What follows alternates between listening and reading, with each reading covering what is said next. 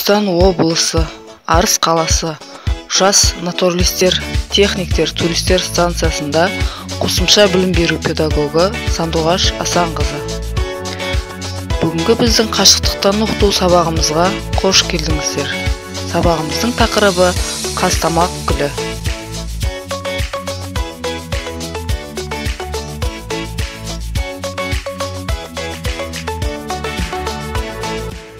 Бүгінгі сабағымыздың мақсаты оқушыларға Қазтамақ гүлі туралы кеңінен мағлұмат беру. Сабақтың барысы: Қазтамақ гүлінің неше түрі бар? Қазтамақ гүлінің биіктігі неше сантиметр? Қазтамақ гүлі қандай ауруларға ем?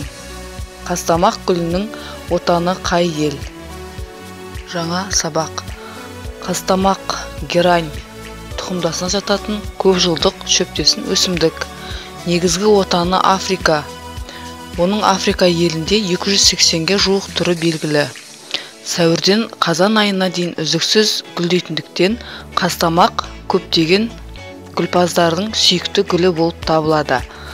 Қазтамақ тұқымдастығына жататын бір немесе көп жылдық шөптесін өсімді. Қазтамақтың түрлері: Қазақстанда шалғындық жерлерде, өзен аңғарында, орманда, тау беткейлерінде өседі. Оның 15 түрі бар. Биіктігі 10-80 см.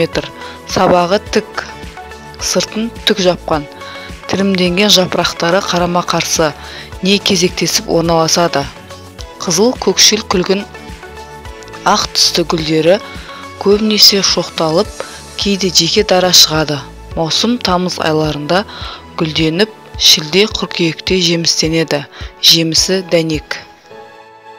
Қазтамақтың күтімі: Қазтамақ тез өсетін, оңай көбейтілетін, күтімі жеңіл гүлдерге жатады. Өсімдіктің күтімі дұрыс болса, араға аз уақыт салып, демалып, үздіксіз гүлдей береді. Мамыр айында аулаға шығарып, гүлзарларға егіп қоюға болады.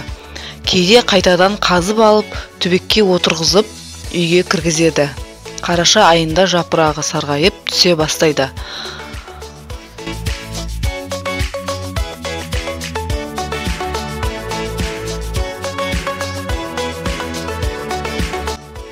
Қазтамақтың емдік қасиеті: Қазтамақ илік заттарға бай.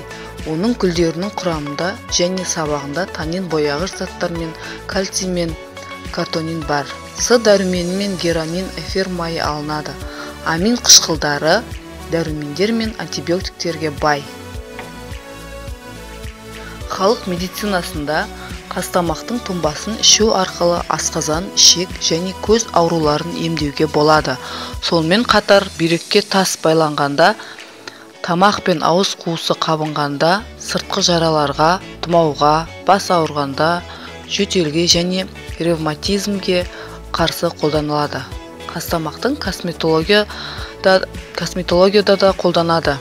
Өсімдіктің 200 грамм ұсақталған жапырағы мен гүлінің шырынын сығып, қақпағы бар ыдысқа құйып, тоңазытқышқа қояды. Дайын болған мұзды таңертең бетке уқалап жағады.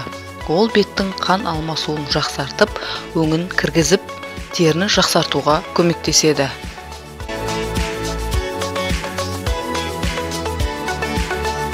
Қызықты деректер: Қазтамақ бөлмедегі ауаны стафилококк, стрептококк бактерияларынан тазалайды. Оны тексеру үшін ғалымдар стафилококк бактериясының 1-2 тамшысынан Қазтамақтың жапырағына тамызғанда 3 сағатта бактериялар өліп қалған. Сонымен қатар шыбын шіркейлер Қазтамақ бар жерден қашады. Қазтамақ тұрған бөлмеде ұрыс керіс болмайды. Қорыта келгенде, Қазтамақ гүлі тек медицина тұрғысынан ғана емес, сонымен қатар үйге сән және тыныштық алып келеді. Қазтамақ гүлі ертеде өзінің сұлулығымен тек байлардың аулаларында, биік үйлердің алдында ақсүйектердің гүліне айналған. Сондықтан болар гүлінің сұрыптары да ақсүйектердің ұғымына сай. Король Эдуард, 7-ші король Альберт, Эмиль Лемуан сияқты атақтылардың құрметіне аталған. Ал 19 ғасырдан бастап қастамақ гүлі әлемге тарала бастаған.